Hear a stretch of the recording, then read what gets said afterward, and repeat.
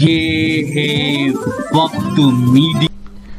अस्सलाम वालेकुम नाजरीन, मैं हूं आपका दोस्त, आपका होस्ट शफीक खान वक्त मीडिया से। दोस्तों, आप जानते ही हैं कोरोना वायरस चल रहा है, लॉकडाउन का पीरियड, फिर अनलॉक 1 शुरू हो चुका है।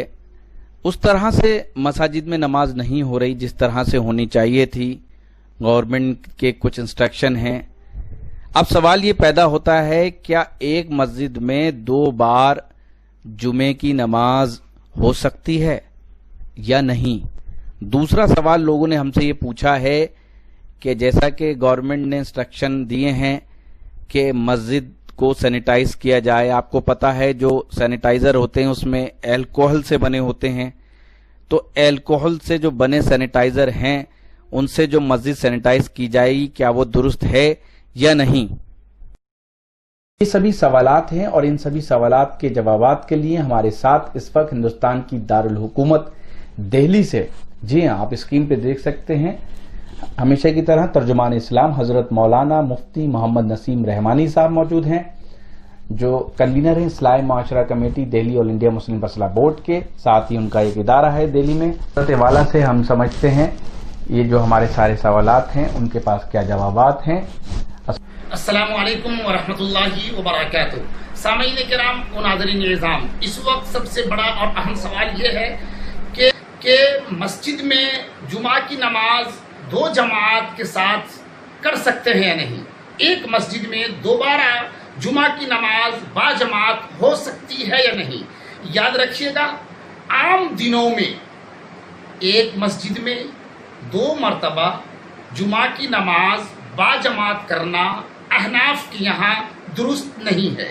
लेकिन इस वक्त चूंकि बीमारी का आलम है, हर आदमी परेशान है, मस्जिद में डिस्टेंस का मामला है, एक सफ छोड़ करके एक सफ के साथ नमाज पढ़ने का मामला है, तो इस बीमारी की वजह से सिर्फ इस वक्त शरीयत ने कहा कि एक मस्जिद में दोबारा 2 मरतबा जुमा की नमाज बाजमात से पढ़ सकते हैं।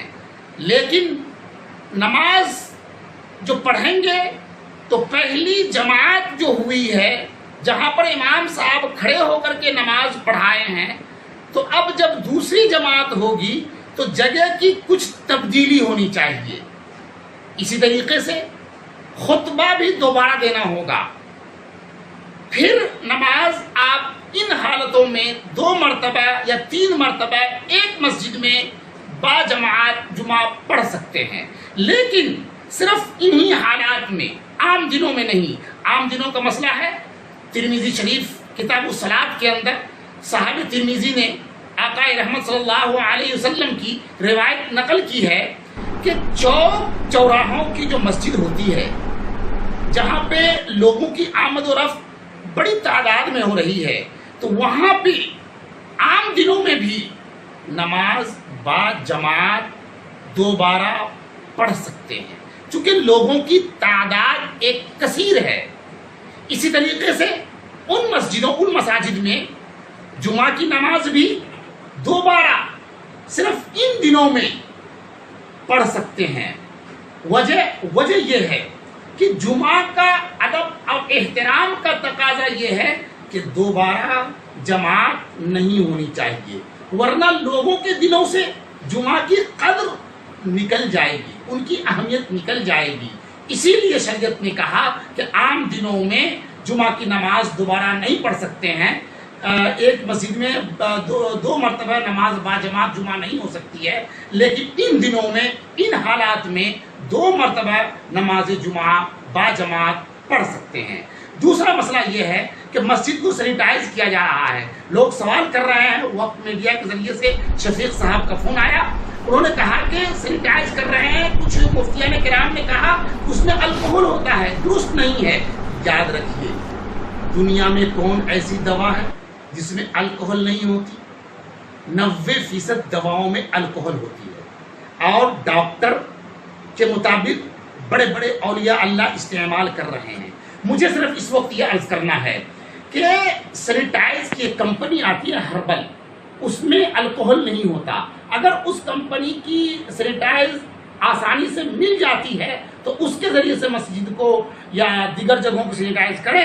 اگر وہ کیمیکل آسانی سے وہ دوا نہیں مل رہی ہے تو پھر دیگر کمپنیوں کی بھی کیمیکل لے کر مسجد کو سینیٹائز کر سکتے ہیں. اس میں کوئی حرج نہیں ہے. وہ دوا کے طور پر آپ استعمال کر رہے ہیں, شوق سے استعمال نہیں کر رہے ہیں.